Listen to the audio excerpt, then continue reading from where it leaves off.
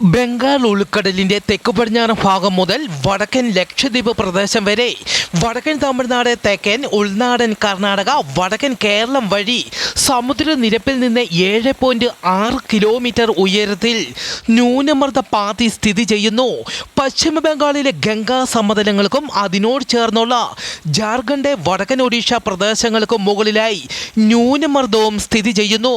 കേരളത്തിൽ അതിശക്തമായ മഴയ്ക്ക് സാധ്യതയുള്ളതിനാൽ ഇന്ന് കണ്ണൂർ, കാസർഗോഡ് ജില്ലകളിലെ യെല്ലോ അലർട്ട് ഓറഞ്ച് അലർട്ടായി ഉയർത്തി. ഇന്ന് തൃശ്ശൂർ ജില്ലയിലും ഓറഞ്ച് അലർട്ടാണ് പ്രഖ്യാപിച്ചിരിക്കുന്നത്.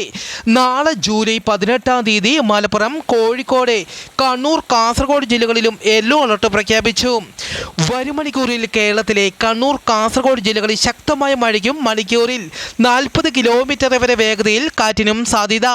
കോഴിക്കോട് ജില്ലയിൽ നേരിയ മഴയ്ക്കും മണിക്കൂറിൽ 40 കിലോമീറ്റർ വരെ വേഗതയിൽ കാറ്റിനും സാധ്യതയുണ്ടെന്ന് കാലാവസ്ഥാ വകുപ്പ് അറിയിച്ചു.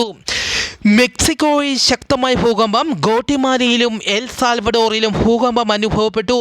7.4 തീവ്രത രേഖപ്പെടുത്തി. പസഫിക് തീരത്തെ സുനാമി മുന്നറിയിപ്പ് നൽകി. കൂടുതൽ വിവരങ്ങൾ ലഭ്യമായിട്ടില്ല.